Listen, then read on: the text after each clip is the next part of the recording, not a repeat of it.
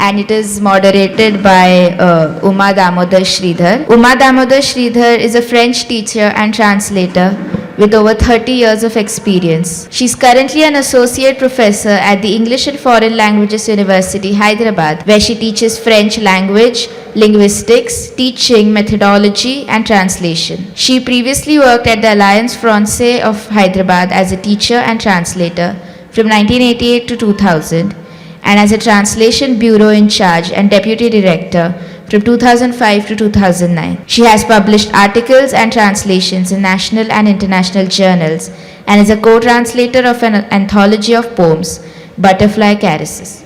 Good morning, everyone, and welcome to this session titled The Making of Children's World, worlds where we are going to be talking to two writers of children's books, Khyrunnisa and Samina Mishra. So children are shaped by the world we live in, they live in, and eventually they grow up and shape the world around them.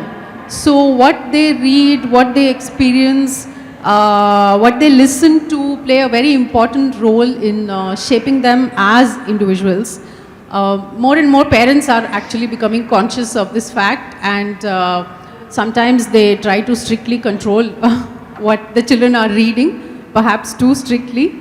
But the fact is that children are sensitive to everything that happens around them and absorb messages as sponges with respect to what discussions they are exposed to, what their parents allow them to read or do not allow them to read, or just about everything.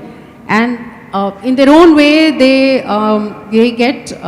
absorb ideas, important ideas which we don't realize often, like justice and equality, and or just what is good, what is bad, what is fun. So today we will talk about enjoying books, enjoying stories, but also about the transformative potential of children's exposure to the world and literature in general with Khyrunnisa and Samina. And I will just briefly introduce both of them. Khyrunnisa has made a name for herself through her engaging and hilariously funny books for children, including the Butterfinger series that feature the protagonist Amar and his various escapades. And she's a full-time writer and also the author of the popular fortnightly column Inside View in the Hindu Metro Plus. And she has been felicitated and complimented by none other than people like Shashi Tharoor for the humor and engagement that she brings to her books. And her latest book, Ouch, The Couch Potato, is now out. It's available in the book stands, and we shall be talking a bit about that and other stories in our conversation. And Samina Mishra is a documentary filmmaker, writer, educator, and focuses on children's media and identity in her works. And her project encompasses themes of childhood experiences in India, including the very powerful story Jamlo Walks, which is also available here, which captures the migrants' long walk back to their homes during the COVID-19 lockdown. Another very interesting book which you may want to look at is Nida Finds a Way, which explores a young girl's world amidst citizens' protests. But she has also done a very engaging children's podcast, a podcast with children, which we will also be talking about, and various other works with media and communication. So, Khyrunnisa, let us start with you. So, your stories are very happy ones. So, you look at the world through a lens of humor and you find enjoyment in everyday situations. So, where do you get your ideas for your delightful stories? Like, do you look at a potato and think of the possibilities? Or do you look at a spice jar and say, okay, how do I connect this with the Spice Girls? Or do the stories just jump into your mind? Okay. So, thank you very much, Uma. Lovely being here, and welcome to everybody. Samina, nice to meet you too here. And about your question, everything I could say. Because see, my stories are humorous stories, fun stories. Maybe because I love humor. I grew up in a large family and I'm the youngest of 8, so you have to use humor to stay alive. So that is, that is how I hone my skills. I think you have to think on your feet. Repartee has to come. Otherwise, your sisters will sit on your head. And then I started, when I was reading, I read a lot. I read all kinds of books, but somehow I have this weakness for humor writing. P.G. Woodhouse was my favorite, is my favorite, still is my favorite. Bill Bryson, Jerome K. Jerome, all these writers who write humor books, I just love them. So maybe I internalized it, and then when I went to teach in a college, I used to use humor to get the attention of students. You know how students are, 10 minutes attention span, and after that, there's a student here, my husband's student rather, so she will know what it is like. And you can tend to go to sleep. And we teachers, we are the anesthetists actually. So we have to wake them up. And I used humor for that. So when I started writing also, and even when I was in school, when I was writing composition, whatever it is, I used to bring in some humor. It came naturally. So probably that is why. Plus, I love children. I want them to be happy. I see that they are completely stressed out. And I thought, why should you again write something that makes them look at the world as a dark place? They should know what is there. There are other writers doing that. But from me, they are going to get books that will make them happy. So that is how I bring humor. That's how I created this character called Butterfingers, whose name itself tells you that he carries disaster with him. There's a disaster zone around him. So he is that kind of a boy, and all the other books, what you said, whether I see a potato and then think of it, well, couch potato, the title is The Couch Potato Who Said, Ouch, and Other Funny Stories. That is the latest book. And people started saying, I'm a couch potato, I'm a couch potato. So I said, you read the book and find out what exactly this couch potato is. Because I did literature, I love language, I love to play with language. That is why even the Spice Girls came into my mind. When you read the book, you will know why the Spice Girls are not the not the rock stars, not the singers, but actual spice, cardamom, clove, and so you have a story around them. So I see something, and it triggers off something in my imagination, and then I craft a story around it, which is a fun story, but there is always something as a takeaway also. But it is hidden inside. It's not in your face. I grew up not liking in your face moralistic stories.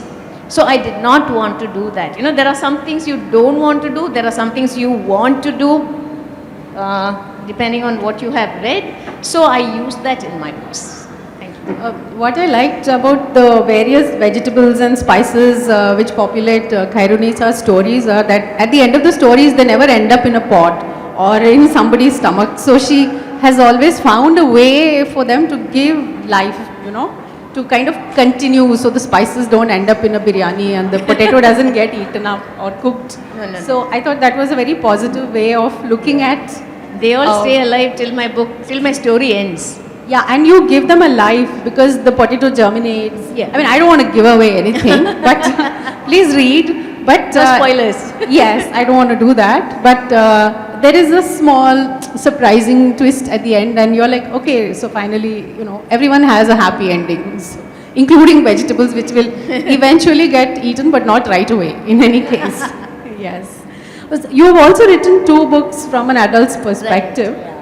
So about finding humor again in daily life, and also about your travel to the US. So how was it different to write from an adult perspective? Like, for example, do you have to think like a child to write a book for children, and how does it change when you write an adult You definitely story? have to think like a child. You have to get under the skin of the child. You have to be a child. You have to let the child in you take over. So when you write for children, I'm sure you also know that, we have some boundaries. We can't cross them. Whereas when you're writing for adults, you can. That's the major difference. Because I write for older children, language also, maybe, you can use language which older people can understand. Because I did literature, that as I told you, I love to play with language. So I use that a little more in my books for adults. But otherwise, this was a column, tongue-in-cheek, the funny side of life. These are the articles that appeared in a column in The Hindu which was very popular, which was about the misadventures of an urban woman, which is me. And so I brought them, collected them, and it resonates with people. They say that this is what happened to us, this is what happens to us, but we didn't look at it that way. You know, there is a rubber band tied around a masala packet, and I'm opening it, and the rubber band breaks and goes off somewhere, flies off somewhere, I do not know where. So where has it fallen? Has it fallen in the curry? Has it fallen? So the whole, it is just that, but you have about 800 words about it. So it's fun. Whereas a travel book, it was the first time we were going abroad. So we called, the title is Chuckle Merry Spin, like Huckleberry Spin. Chuckleberry Spin, us in the US, and so we are looking at the US and at travel, everything. I'm looking at it with new eyes. You know, I have not been abroad before, so everything is filled with wonder. There is always this comparison, but I'm looking at, and a lot of adventures happen. I think, I don't know if they happen to me, and those are also there. So that's, I'm sure adventures follow wherever you go. yeah, in or your I books. follow adventures. I don't know what Yeah. came first. Yeah. Thank you so much. Yeah, so Samina, you have worked, you have written for children, but you have also written about children, and you have worked with children. So that makes a lot of very interesting combinations and very interesting books and productions.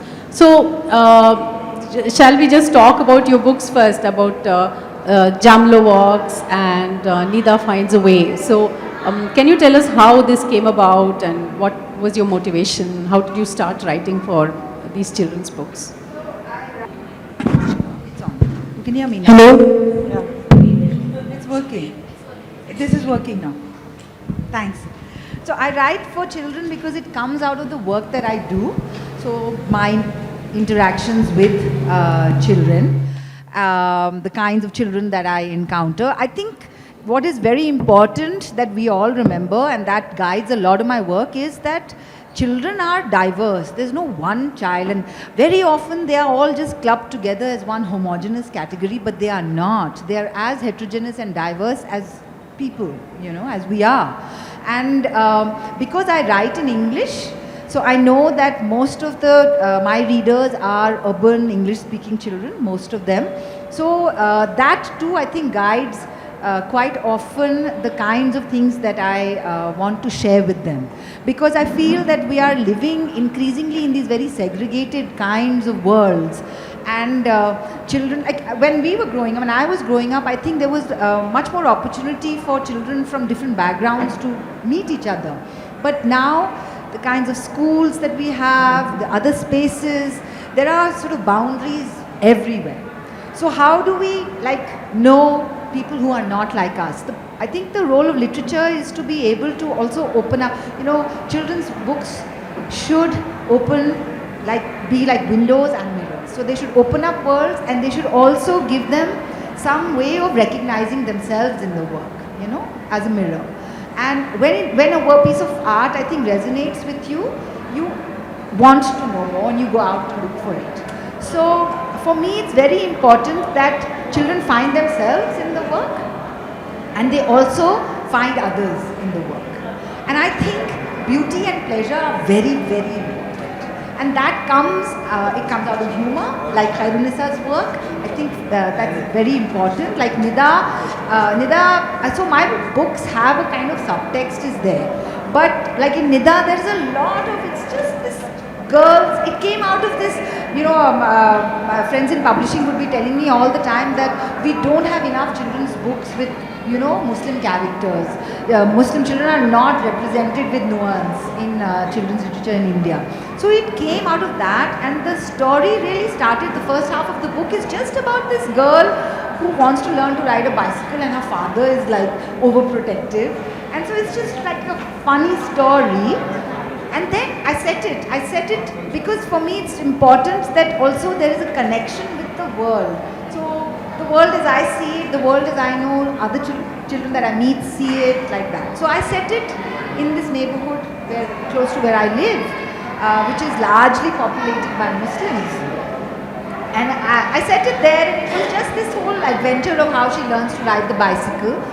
And after I finished that story and I sent it to my publisher, she said, oh, can you write, like make it a little longer, because they have a series called The Whole Book and it's a certain number of words. So I said, yes, there can be another episode and I'll think of something. And because I do other things, it was sort of on the back burner. And then the whole anti-CAA protest started, and the neighborhood in which I'd set that bicycle story became one of the sites of the protest. So I thought that how can I not bring that into the book? How can I not? The children I met when I went to the protest site were kind of like Nida trying to ride that bicycle, and I thought, how can I not bring that in? You know, literature must also reflect the world, it must comment on the world. And so that's how the second part of the story has that setting, and it is, again, the father is overprotective and doesn't want her, and she's seeing everybody going off to this protest site, and they seem to be getting some kind of, something. And the protest site is none other than the Shaheen Bagh. So that makes it also pretty relevant. But what I liked also was that Nida being a Muslim, the Muslimness is not in your face. She is a little girl like any other little girl, except that she happens to be a Muslim. Yeah.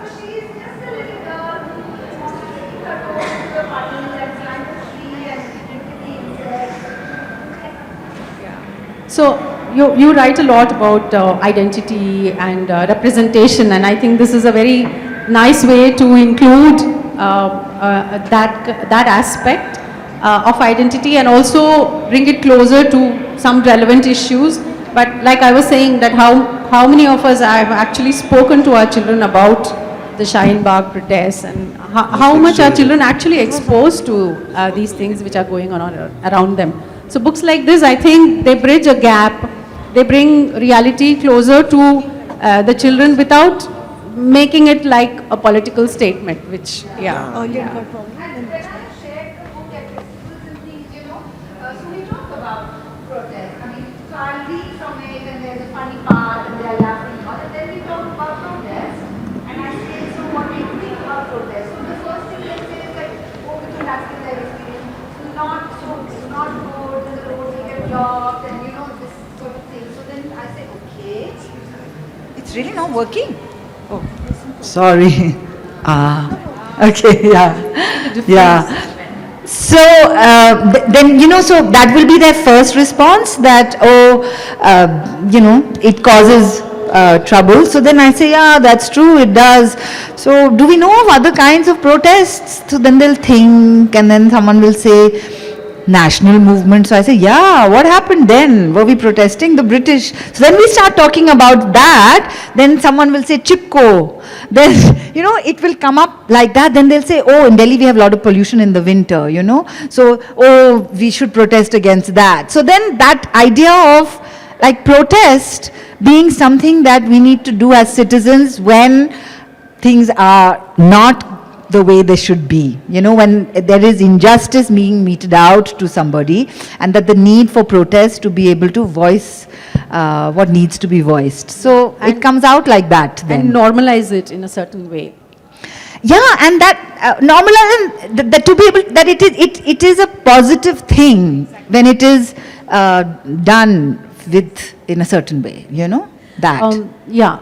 I would also like you to talk about your very interesting podcast series. So Samina has worked with children and on a project called Hum Hindustani, and there's a series of 10 podcasts she has produced. Can you tell us about it again? Sure. Very interesting. So it's called the Hum Hindustani Poetry Podcast, and you can sort of find it on all major podcast platforms and also on our website. Our website is called hum-hindustani.in.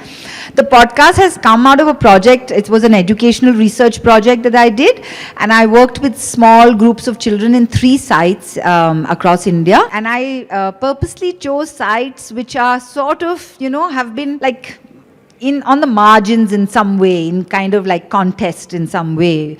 So to be able to understand how children experience ideas of citizenship, liberty, equality, fraternity in that kind of context. I mean, when everything is all right, then we know we are free, we have justice, we are equal, all of that, right? But when we have challenges, then what is that experience? So the three sites were Shaheen Bagh, then a library that has largely got Dalit children in Bombay, and I wanted to, the farmers' protest was still going on when I was starting this project. It was a research project, but by the time everything came through, they had gone back, all that had been sorted. So then I went to Punjab and I went to a few villages in Firozpur district where there'd been a lot of mobilization and the children had come to the sites either on the borders of Delhi or very often, on the kind of highways across Punjab at the toll plazas, they also had protest sites there. So I did little workshops with the children there where we did art and writing, poetry writing. And I culled out of the work that came from these three sites a set of podcasts. So it's called the Hindustani Poetry Podcast. Each episode has some poetry by the children, along with a commentary that kind of examines, it's like a close reading of the poem and the ideas that it throws up. And then there's also a guest who responds to the poem. So these are people who are poets and artists and educators, and they respond to the poem. So it's a way of talking about how listening to children and children's lived experiences can actually inform our understanding, and that it's not always this idea of children being blank slates and then we have to fill them with things, but that actually it's a kind of interaction, between adult and child, a dialogue, and that there is as much for the adult to learn. Because I really feel that in the course of my research, my understanding grew because of what the children told me, So it's not that I went there and I had something to share with them, but it's that interaction between us. Yeah, so that's the podcast. It often struck me that your work is as much for adults as it is for children. Yes. Because we also learn a lot by listening to these children's voices, who through very simple metaphors and examples explain what is liberty to them, what is equality, and sometimes it is, like basic things like wearing jeans or it's going to Dubai, being able to, buy expensive clothes. It's simple things like that. And then sometimes it is that, when someone says, don't talk to her because she's of a lower caste. Yeah. So both things will come through, and that is what it is. There's no, life is not all of this and all of that. No, it's a mix. And I really think that, Catherine Rundle, the children's writer, she has written this book called Why You Should Read Children's Books Even Though You Are So Old and Wise. That's what I think, that children's culture, children's literature are valuable for our adult understanding of the world. Totally. Yeah, which brings me back to Khyrunnisa's book, what you said. Why should we as adults read children's books? Yeah. I feel that your books are so accessible to children. Of course, you write for a certain age group, but they are also very valuable takeaways for adults. Basically because we love to enjoy a good book. It's always great to read something which is beautifully written, well structured, with a good plot and a twist at the end. And of course, the children find the pleasure of all the funny and hilarious things which happen. A good book always functions in many layers, I feel. A good children's book always ends up attracting as many adult readers as children. You just said a little while ago that you don't like to write books which are in your face, with messages in your face and so overt. But going through The Couch Potato, I came away with the feeling that actually there is a message in almost every little story which has been written. So there are things like a commentary on the importance of environment or family bonding. Two children spend a day away from their gadgets, and they're forced to spend a day away from their gadgets, and they begin with a lot of crying. But towards the end of the day, they find so many other things in nature, in the setting around them, and they are very happy, they just forget about it. So there is a kind of hidden message I feel in each of those stories. So is it a conscious thing, or, I mean, is there an evolution in your writing also? Can we say that? I mean, is it a response to the world which is around us? And No, my response to the world is like this. Samina's is, as she explained, is it working? I think these mics are taking turns to behave and not behave. Yeah. Yes. Yeah, that's right. So, I just keep my eyes and ears open and I look around and find anything. Because while you talk about inclusiveness through these differences and so on, in my books, nobody knows anything about religion, caste, anything. So, I grew up like that. So for me, that is the way I look at the world. I know there is a lot happening and there are lots of problems, but my books talk about children being together. They are all kinds of children. They are together, and the situation they are placed in brings them closer together. They help each other. These are the things that I want to talk about. So when you ask me whether I'm consciously bringing in models, that word moral itself I don't like. Yeah, because you just want people to understand something better. So there's another story about Stella Nathan, who a still problem. The story is called The Still Problem, where there is this chap whose name is Stella Nathan, who goes to the US and finds that people cannot pronounce his name. So he changes his name to Still. And he's got two sons, Santanathan and another boy. So he changes their names so that it becomes Stand Still and Sit Still. And then the mother is furious. She says, don't change my name. My name is Kalpana, I don't want it to be, Kalpaka, I don't want it to be changed. He says, I don't know about that, and she's going to have a baby, but our names are changing, because everybody should be able to pronounce our names. So her contention is that, and the contention of the teachers in the school, because when they are taking, when the roll call is there, stand still, everybody stands. Sit still, when Sid Hope puts up his hand, everybody sits. So it's kind of chaotic. And so they realize that, so what they say is, we also struggle to pronounce Polish names, French names, other names. So everybody struggles with other names, it doesn't matter.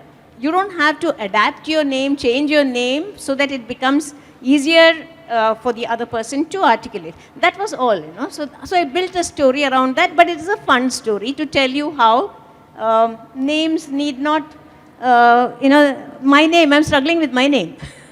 Khyrunnisa. People ask me, they have called me all kinds of things.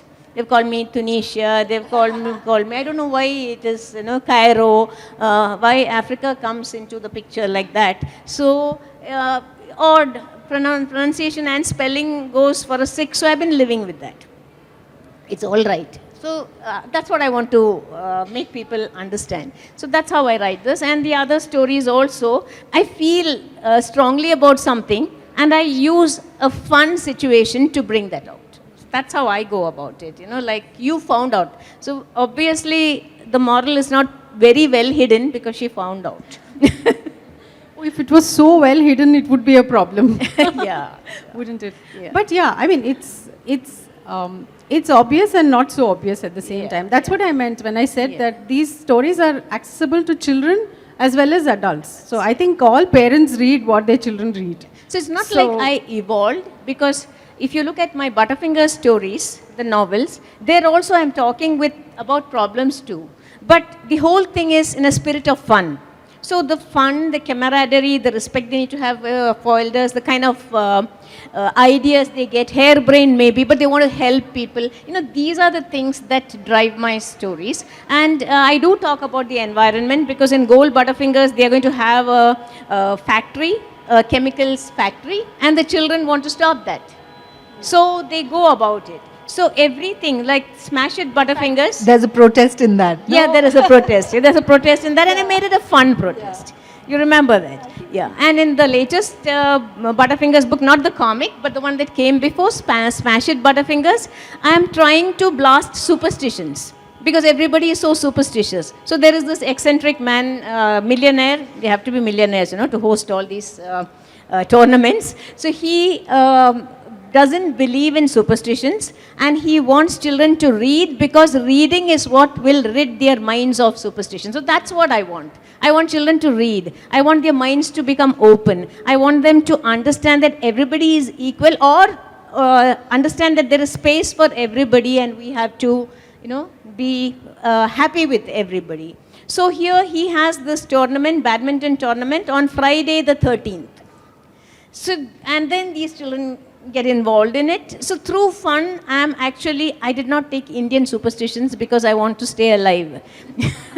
So it's all Western superstitions, and that is how I projected the story. So there are these kind of things, and it's a kind of different way of looking at things with Butterfingers, and the short stories are different. Then I've written animal stories where I show my concern for the environment. So if a mosquito sits on my face, I'll smash it. But in my book, the mosquito is the hero.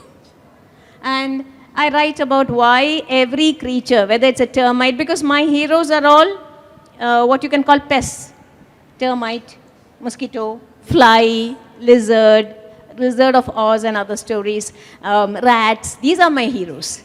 Yes, so all of them have to be,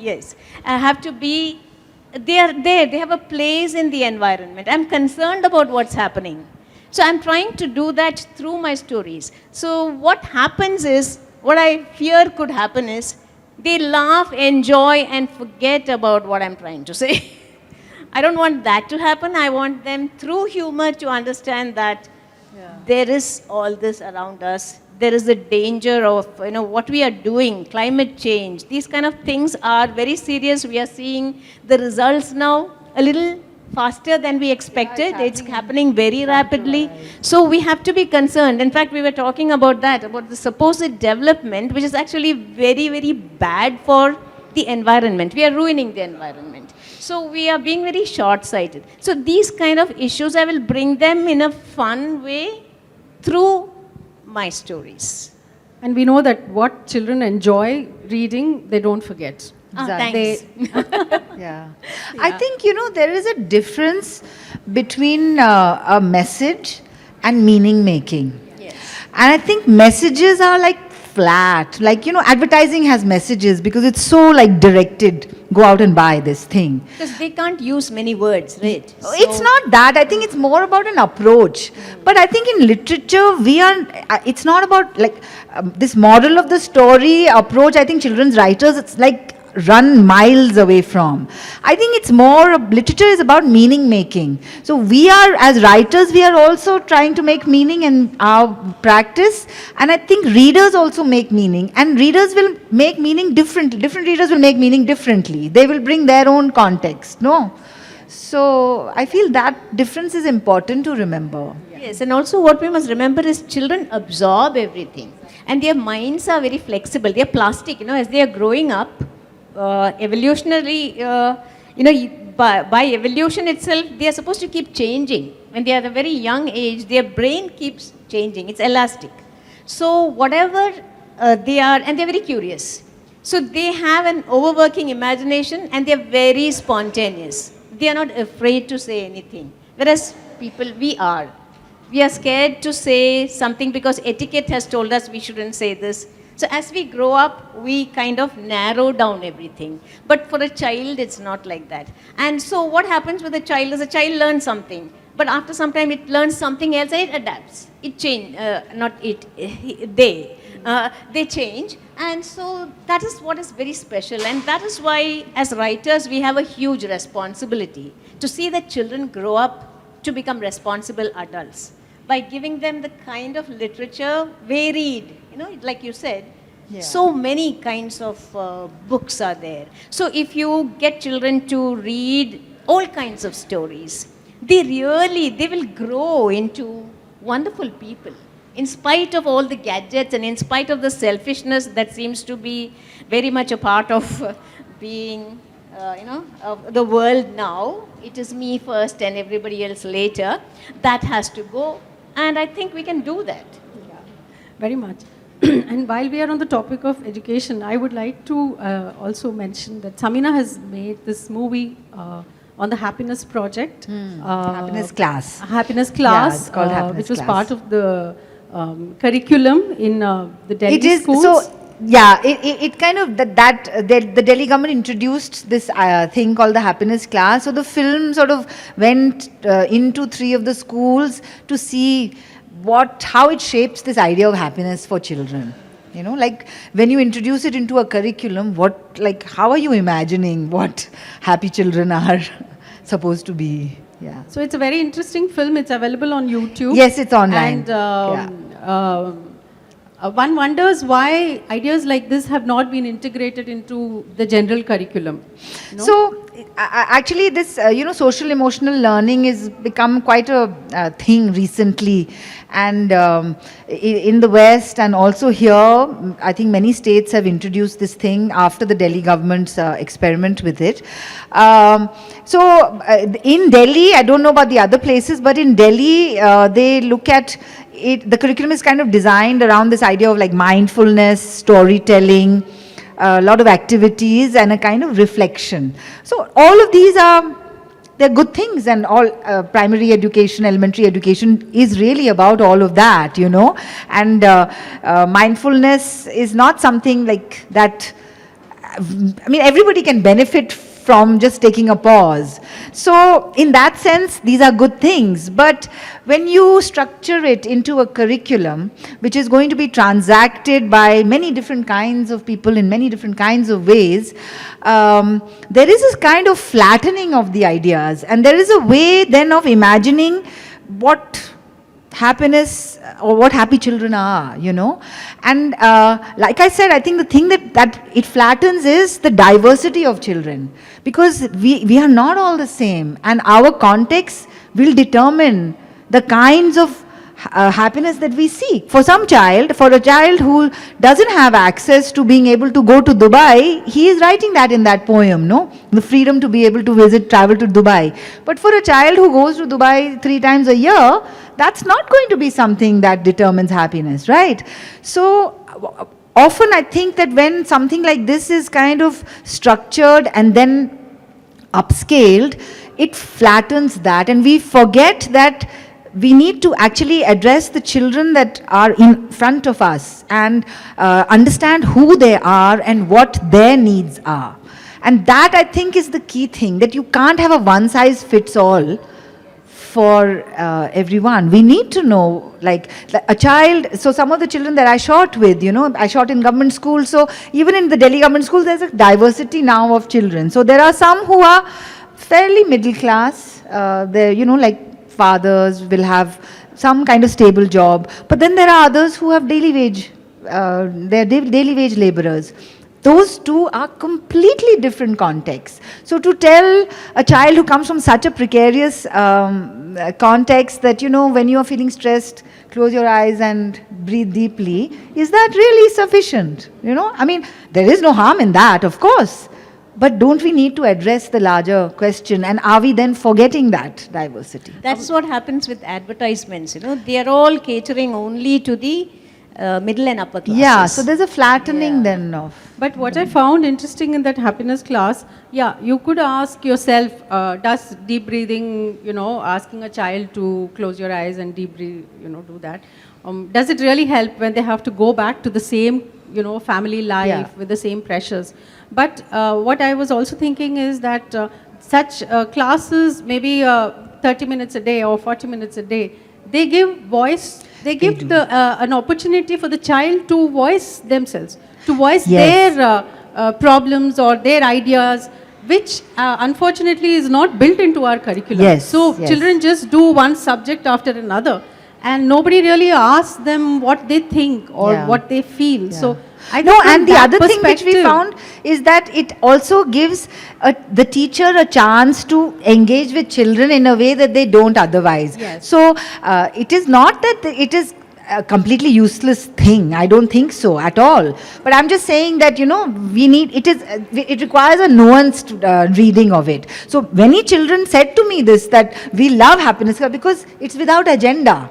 They can just do whatever they want. They are doing fun activities. The teacher is asking them questions. The teacher is saying, I get a chance to actually see children in a way that I don't otherwise. And that sometimes helps me in the curriculum, in other classes. I know how to kind of deal with that. Yeah. So there are also benefits to it. Yeah. And from a European perspective also, it's often said that in India, we don't encourage our children to express their ideas, to agree with something, to disagree with something, because it's not built into our curriculum. So we tend to kind of replicate that when we grow up.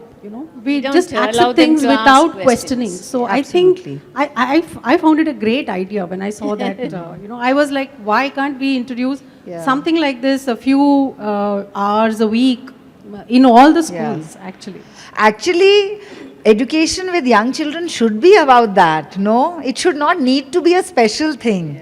Ideally, that's what it is. One of the teachers in the film says that ideally, that's what it should be, that the teacher should be engaged and happy, and then the children will also be that. So this need for conversation of talking to children, not talking down to children, but talking with them. We need that. So it's, I think, really about an approach. Yeah. Very true, very true.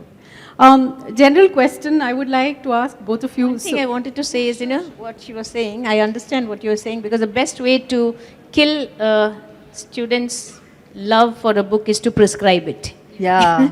So the moment something is prescribed, that's it.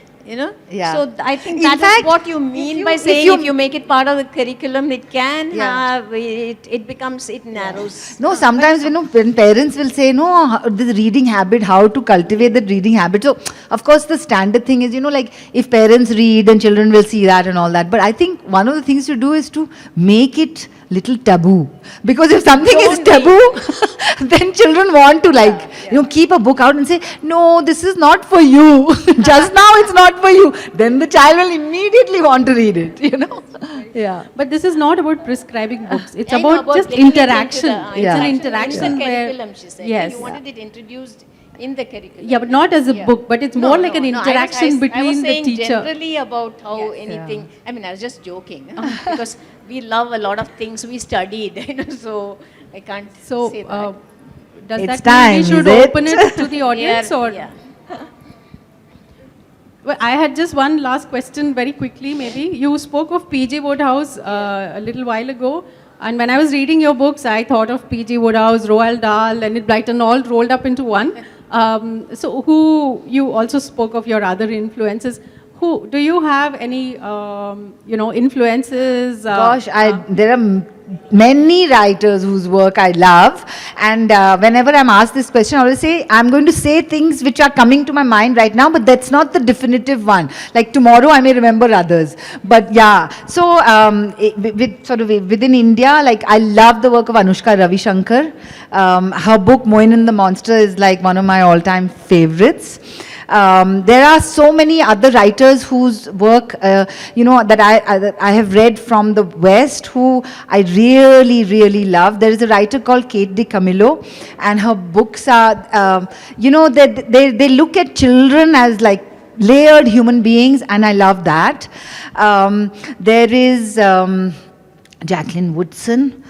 There is, of course, David Armand, there is a book by him in which there is, the father in Nida is in fact, I think, influenced a little bit by my reading of that book, My Dad's a Birdman. And it's this father who's actually, the child has to rescue the father, So I like writers who make adults into the slightly fragile characters. Because actually that is also the truth, that very often we are saved by our children. Yeah. Thank you so much. Yeah. So now we can open this up. Yeah. Yeah. Already there's a hand raised.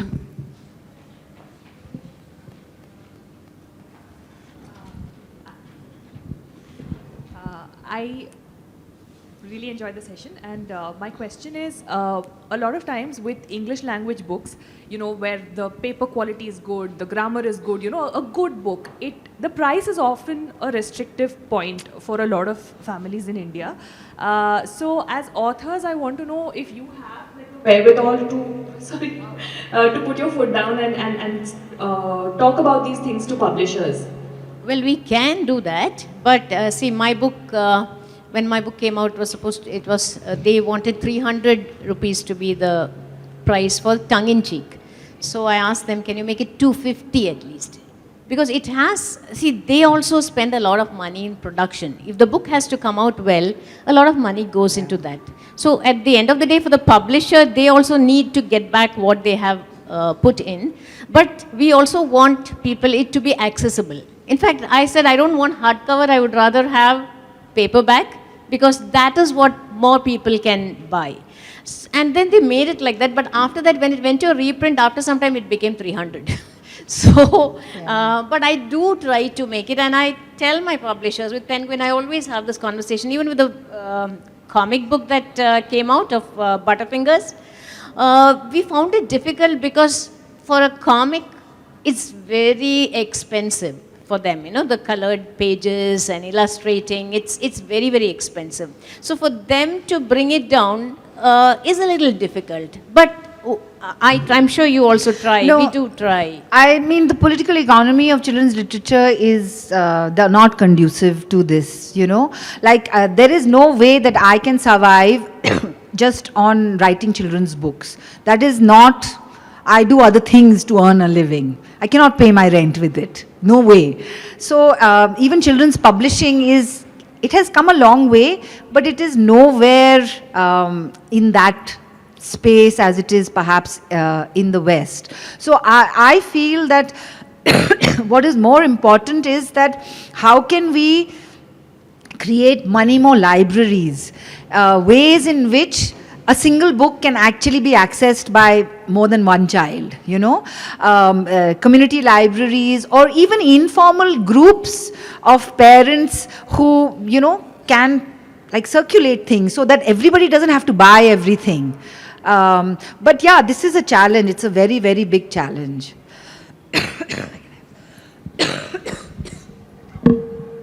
Any other?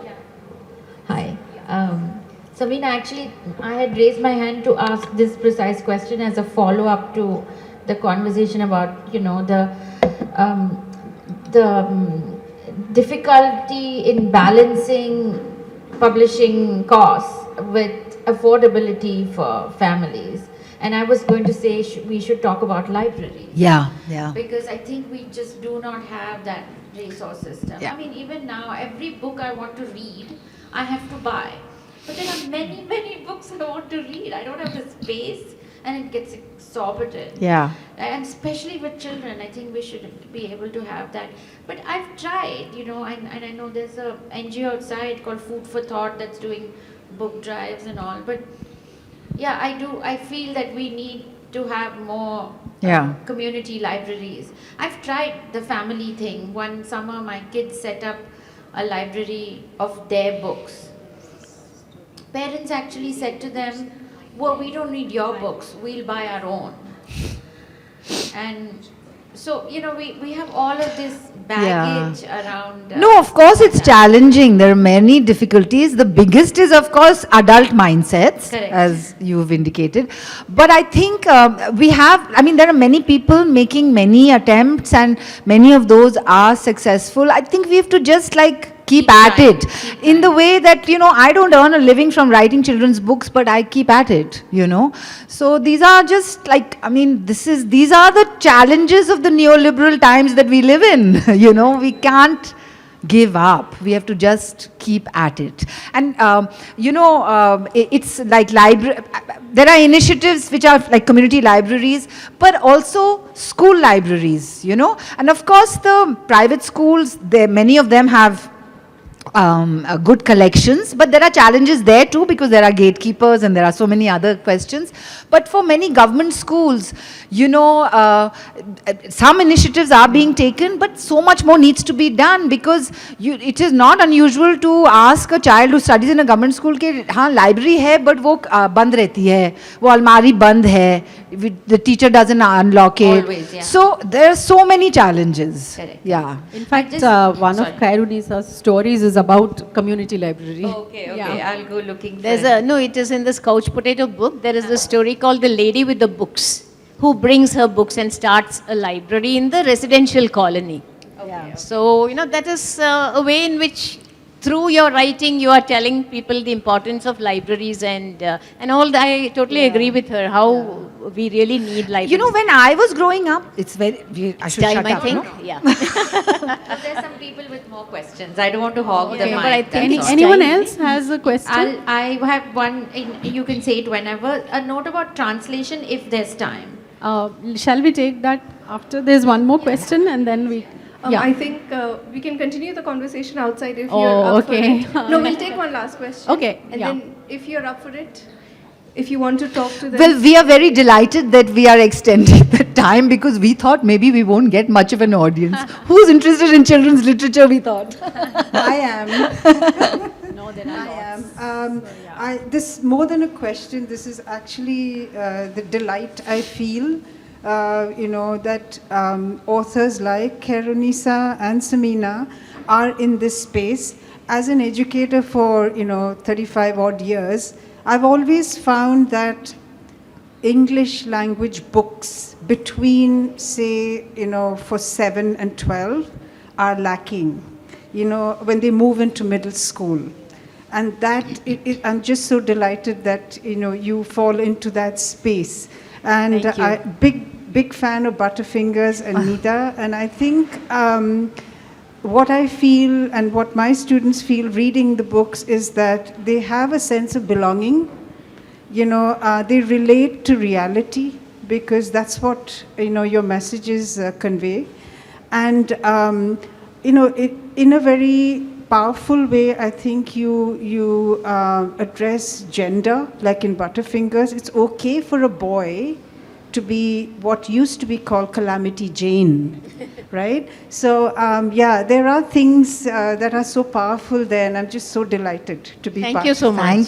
Thank you so much. Okay, I think we'll have to stop now. Thank you so much, Khyrunnisa and Samina, for a very delightful and engaging conversation. Thank you, Uma, and I'm Thank you, so Uma. glad that we met Khyrunnisa. Yeah, I know. Say-